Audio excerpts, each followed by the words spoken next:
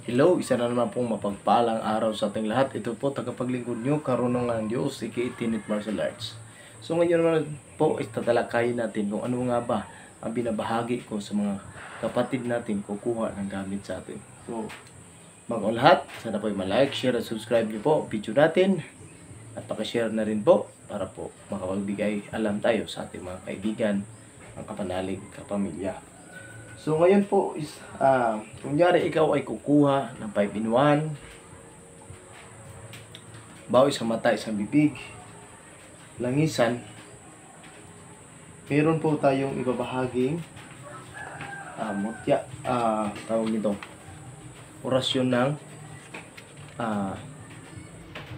pangpanimula. Ibig sa panimula, ito yung kung anong sinimulan ko, ito din ibinabahagi ko sa inyo, ibabahagi ko sa inyo kung kukuha kayo ng gamit sa akin. At of course, kaibat nito ang 24. So, balik tayo dito sa orasyon. So, ang ibibigay kong orasyon is isa pong guide para po makasimula kayo, para po magampanan nyo sa sarili nyo, para magkaroon kayo ng sariling lakas. So, ibabahagi natin. Una, of course, yan, hindi natin mawawala. Ama namin, 3 beses. Ave Maria, 3 beses. Luwalhati, 3 beses. At saka sumasampalataya, 3 beses. Bakit kailangan natin yan? Ang 4 na dasalaya ng Ama namin, Ave Maria, luwalhati, at saka sumasampalataya. Yan. Magtaka kayo may uso ka, yan po ay insenso. So, kailangan natin yan dahil sinabi mismo sa Biblia, o kahit pa sa anong karunungan lihiman o hayag, sinabi talaga na kung bago nyo hanapin ang lahat, hanapin nyo muna ang Amang may kapal upang idagdag niya sa inyo ang inyong mga hinahanap. So, ang pagdarasal ng Ama namin yan ay pagkilala natin sa Kanya. At of course, ang pagdasal naman natin ng Ave Maria ay siya na ipagkilala natin sa isang dakilang tinatawag na inahan sa kanunay panabang sa atin sa Mindanao, o ina ng tulong, o yan ay umaakibat sa tinatawag na piga-pita o pita, na ang ina talaga ay talagang tumatangkilik sa kanyang mga ina, kanyang mga anak. At of course, bakit luwalhati? Yan ay pagpuri natin sa mga may kapal, na wala tayong ibang kinikilalang Diyos na nananaig dito sa salibutan kahit panong una hanggang sa kasalukuyan. At sumasampalataya naman, yan ay pagpananalig natin sa isang Amang makapangyarihan at sa kanyang sugo ng si Yeshua Kristo. And of course, katapos yan, ang unang orasyon na inilagay ko dito ay ang orasyon ng pagtawag ng sariling kapangyarihan. Alam yun? Orasyon ng pagtawag ng sariling kapangyarihan. So ngayon, iusal ko sa inyo, pabor ko sa inyo. Ito lang ha. Orasyonin Pacte Rumpi Christi Morando Alibato Vita Ipusum Cross. Orasyonin Pacte Rumpi Christi Morando Alibato Vita Ipusum Cross. Again, Orasyonin Pacte Rumpi Christi Morando Alibato Vita Ipusum Cross. Ang pangalawa naman, bakit kailangan natin ng pagtawag ng sariling kapangyarihan? Lagi lang sinasabi ko, ang Amang may kapal, ginawa tayo bilang kahawig niya. Hindi lang yung kahawig sa pagmumuka, kundi kung ano ang ginagawa ng Amang may kapal, pwede tayo makakuha, pwede natin gamitin. Dahil tayo po binigyan ng kapangyarihan mula sa Amang may kapal na maliit na butil. Pero pag yan ay nabuksan natin sa pamagitan ng orasyon, yan po ay lalaki. At doon na ang simula na matunto natin at malaman natin na tayo pala ay kaisa ng Amang may kapal. Pangalawan naman is baluti at armas ng katawan. So, baluti at armas ng katawan, kailangan natin yan para mga makakaliwang dinikha o yung mga masasamang tangka ay hindi nila tayo kayang gapiin o arukin, kasi nakikita nila tayo na may sibat at kalasag, at of course tayo ay nagliliwanag. Kagaya ng ginawa ni Kristo, kagaya ng mga 7 arkanghel, sila ay binasbasan ng Amang may kapal ng baluti at kalasag. Kaya hindi sila basta-basta malapitan ng masasamang dinikha. Okay, yan ang orasyon naman is ang Acram Enderim Per Diem. Alleluia, alleluia, alleluia. Sabihin, tayo bibigyan ng Amang may kapal, baluti at kalasag, at siyempre tayo ay pupuri sa Kanya ng Amang may kapal. Ngayon naman, ang pangatlo is gamot at depensa. Bakit kailangan natin gamot at depensa? Of course, mga kapatid, ito yung nagsabi ko na, may nagsabi na putok ang gawain ko dahil meron daw akong pinagsamang orasyon na depensa at panggagamot. Bawal daw yun. Pero sa akin, sorry po, kasi sa nalaman ko, sa nabasa ko, at nasunod ko, at nagamit ko na orasyon, isa itong gamot at depensa. Isang orasyon lang, pero ang titulo ay gamot at depensa. Yan naman ay ang Yadim sa Malano Arbinio Welterlin Guradium Eternatin. Alleluia. So bakit gamot at depensa? Siya ay, siyempre, ang pagtawag mo sa amang may kapal yung naig, talagang siya ay gagamot sa iyo. At siya din ang depensa sa iyo. Yan. So, pang-apat is taguliwas. Bakit kailangan natin ng taguliwas? Upang hindi tayo masumpungan ng mga tao nagbabalak na hindi maganda sa atin. Okay? So, akram indirim terdium arumat matlaparat naman. So, yan po. Sa 24 oras na taguliwas. Bakit kailangan ng 24 oras? Hindi natin kilala lahat ng ating kalaban.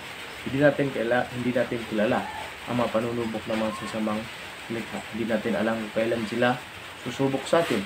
Malay natin kung tayo gising ba o kaya tayo tulog. Kaya kailangan natin ng 24 oras na taguliwas. At of course, 24 oras liwas bala. Hindi natin alam bakit 24 oras na liwas bala kasi hindi natin alam. Bigla kahit mapunta ka man sa merkado, mapunta ka man sa gubat o kahit saan probinsya man o sa syudad, hindi natin ipagkaila na mayroon talagang bigla na lang namamaril o bigla na lang nagpuputukan o bigla na lang nagkaroon ng gera. So mas mainam na mayroon kang orasyon ng 24 oras liwas bala at saka 24 oras na taguliwas. Ito naman, Abisto, Vigilio, Estad, Cruz, Alleluia, Salvani, Latong Ariti, Trino, Kapirangkas. Yan. Kabal. Bakit kailangan natin ng kabal? Yan po ang pang-anim. Bakit kailangan natin ng kabal?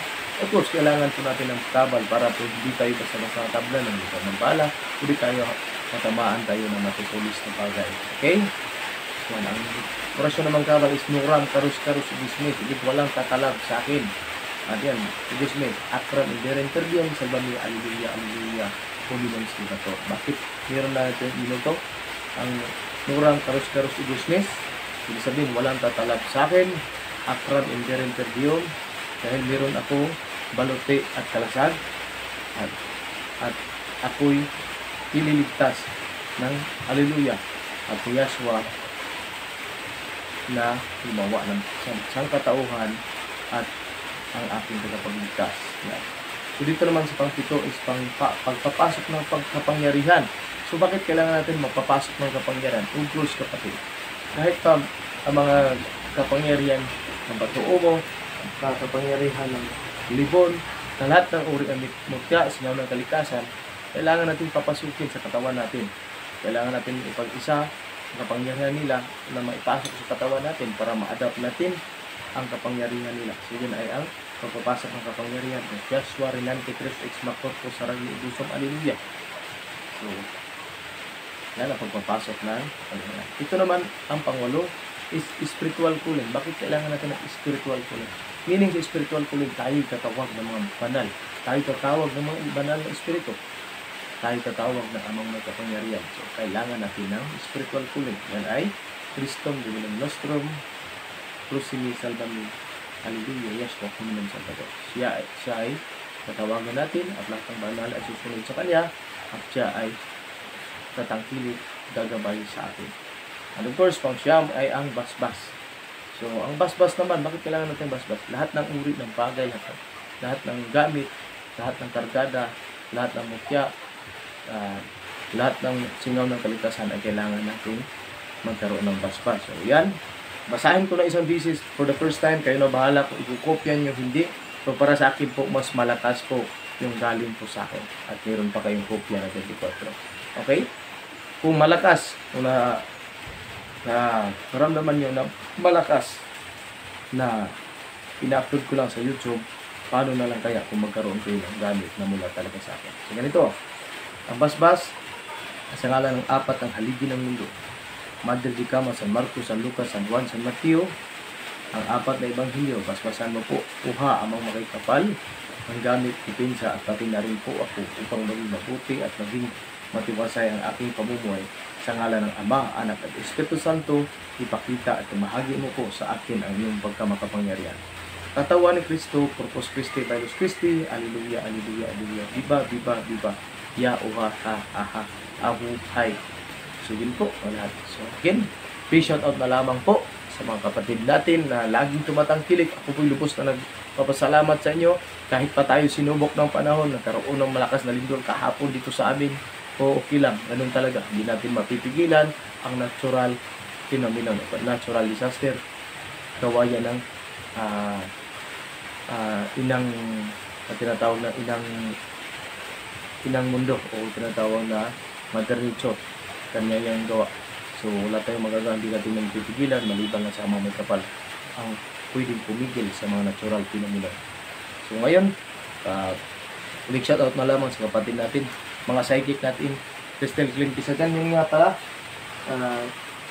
Crystal Clint Pisagan, siya yung gumagawa ng pampaswerte. Tinulungan ko siya dito at of course po, ramdam ko po ang lakas kasi pag hinawakan mo, talagang nararamdaman mo, pumapasok sa katawan mo agad yung puwersa niya. So ito po yung pampaswerte na gawa ng psychic natin na si Crystal Clint Pisagan. Yeah, pabor ko sa kanya, siya na yung tagagawa nito. At of course, ako na lang yung mag-dispose at mag-ano sa inyo. At of course, sabihin ko sa inyo, kung gumagawa man ako ng pampaswerte, mas malakas ito. Kasi si Crystal Clint is mas malakas ng bahagya sa akin. Ibig sabihin, kung baga sa hierarchy, ako'y tumitingala sa kanya. At andito lang po sa baba. Kasi siya ay pinilala kong mas malakas sa akin. Yan po si Crystal Pisagan. So, sa gustong bukuha ng pagpaswerte, sa kanya po ito galing. At sa gusto magpa-tarot card naman, totoong tarot card reading talaga, mag-PM kayo sa akin at irito ko kayo kay Crystal Pisagan at siya ang mag-tarot card sa inyo. Siya din ang babasa kung ano magiging kapalaran nyo. At pwede din kayo magpagamot sa kanya. Kasi sa kanya, kahit pa nag-usap lang kayo sa cellphone, kahit kausap mo lang siya, alam na niya kung ano yung nararamdaman mo sa katawan. So, mas mainam na dumulog kayo sa kanya. Okay, ngayon naman, big shout out Girly Dagdag, kasama din natin, may nagabay na diwata, Girly Dagdag, Mamira, Aldi, Marochelle, yan. At of course, si Dato Kalasag, sila yung kasama natin pag meron tayong makikitang laban. So, sa kapatid natin na nasa USA naman, of course, maraming salamat po. General Store ko, Sandra Ihon, at Nanay Priscilla. Si Nanay Priscilla ay nasa USA pero umuwi po ng Pilipinas upang tinatawag nito, upang magiging manggagamot na rin. So, iniwan ang maranyang buhay doon sa USA at sa pamagitan ng pakikinig niya sa atin, sa pamagitan ng pananalig niya sa Amang May Kapal, siya ay nagkaroon ng sarili niyang gabay at siya ay hinikayat na umuwi ng Pilipinas upang maging manggagamot. At ngayon si Nanay Priscilla ay nasa Baguio na po at manggagamot. And of course, kapatid din natin, shoutout ko na lang rin na marunong din manggagamot na si Nanay Eugenia Latoja. Siya ay manggagamot dati, tumigil siya at bigla siya nagpa-aura sa akin. Kaya nung nagpa-aura siya sa akin, sinabi ko, Nay, manggagamot ka pala, bakit ka tumigil? Kaya sabi niya sa akin, pinigil siya sa kanyang mga anak. Kaya sinabi ko, Nay, bumalik ka po kasi tawag ka ng Amang May Kapal, kailangan mo manggagamot ulit. Nagtaka siya, bakit ko nalaman? Nagpa-aura lang naman siya sa akin. Alam ko kasi naramdaman ko ang pwersa ni Nanay Eugenia Latoja. Ngayon, bumalik na siya sa panggagamot. Andun siya po sa Bulacan. At si Helen Ilardi naman, ganun din. Marunong na din gumamot. Yan po. Yun, ganun din si Marochelle at saka Mamira Aldi. Sila ay spiritual. At meron pa isa, hindi ko lang muna sasabihin ang pangalan niya. Kasi siya isang grupo din ng spiritista. O siya dahil din. Okay. So, big shout out na lamang kapatid natin from Ireland. From Ireland, si Pishang o Pishang Sadik. From Norway, becoming Norwegian as Kramer with Lynn. Ang Lynn Tupas po yan. So, sa lahat, kapatid natin, Marilyn Marcos ng Athens, Greece, Nanay Turlita Buccini at saka Nanay Pobadura ng Israel, at kapatid natin sa Japan, Lolita Sia, Manitibi, Raymond Haron, at saka Denver Liaban, at saka si Aris, at saka Ana Punaki, at Ilby Canato, Special Mission. Kumusta kapatid? And of course, kapatid natin Hindi pa pauli, kapatid natin sa UK, Maria Ramos Navarro, na nagkaroon na din ng sariling diwa, nagkaroon ng sariling gabay, at siya ay nakapanggamot. Kahit sinubok ng panahon, ito talagang lumalaban at hindi nadadaig ng mga kasamang tangka. Of course, kapatid natin from Australia, walang iba si Lyra Muncher, at kapatid natin Luisa ng Germany. Sino pa ba? At kapatid natin sa Heraldo Fiducio ng San Diego, California, at Joselito Kalunag, at saka si Gilbert ng Canada. Sa lahat po na tumatangkilik, maraming salamat. Okay, from tinatawag natin na from Saudi, Percy Garcia Creation, Abigail Asalig, at saka Lorna Javier, Saudi. Yan. Sa lahat, of course, may Ultimate Crush. So, naalala ko, matagal lang, naka-akibat, nakantabay sa atin. Yan, si Maria Usay. Yan, minsan pumapasok yan sa vlog natin. Nasa Texas naman. Okay, maraming salamat. At of course, mga kapatid natin, from Apari, Arlo Litua, Quezon Province, Ronald Mogul, and of course, kapatid natin sa, anong tawag nito? Kapatid natin sa Taguig, Naldi Benedicto, Lisa Benedicto, at saka General Eric Addison. And of course, mga kapatid natin sa Bacor, Cavite, Amor Miranda, at saka Cassandra Sabtal. Yan, si Cassandra Sabtal, pupunta yan dito by, I think, by the month of September. Yan. At kapatid natin sa Maynila, yan, Alice Molo Umugis, at saka Lisel Vargas. And from Bulacan, yan, Nanay Hinia Toja, at saka Generas Pangilinan. Si Helen Larry ng Quezon City, sa mga gamot din. Yan, at sa lahat po na tumatangkilik ng gamit, maraming salamat sa inyo. Yan, Manlods, Micaela Wenceslao, at Chill Mayabason pala, nasa Saudi yan. Kakauwi na ng Pilipinas at bumalik na naman. Yan, sa lahat po na tumatangkilik, maraming salamat sa inyo, ha. Yan, from Cebu naman, si Juliano Tamis, RJ Aribalo ng Bohol, kapatid natin, Commander ng Sikihor, Harok Mamilda o Wamilda Pamili ng Tagum. Shout out sa inyo, maraming salamat sa pagpunta nyo dito. And of course, kapatid natin Mr. Lunyo at saka Sinobalansang ng Bukidnon. Kapatid natin, meron din akong kasama, si Sandra pala, kasama ko sa ASP. Si Sandra, kasama ko dun sa Siargao ng Bukidnon. Yan, si Alosin Lakibol, Harajuli, at saka Heart Feeder ng Zamboanga. Kapatid naman natin dun sa Cotabato City, Michelle Mosne, Richard Mosne, at saka Alexander Mosne. Kapatid natin sa Pulang-Mulok, South Cotabato, walang iba si kapatid natin si Datu Kalasag. At of course, kapatid natin sa Jinsan, si Mr. Samuel. At of course, sa lahat ng kapatiran na nanalig sa atin, hindi kahit mo payo, kahit man tayo subukin ng panahon, huwag tayong pag-api na mapanunubok ng masasamang tangka. Kaya ika nga, sabi na Efesos 6 versikulo 13, kaya't isuot natin ang mga armas o kargada na ibigay ng amang may kapal upang makapanlaban tayo at hindi tayo madaig ng mga masasamang nilika. Pagpalain nawa tayo at sa ngalan ng Ama, Anak at Espiritu Santo, sana'y makita ninyo ang liwanag kung saan magdudugtong sa ating lahat tungo sa landas kung saan naroon ang ating amang may kapal. Mapagpalang araw at purihin ang amang may kapal. Hallelujah.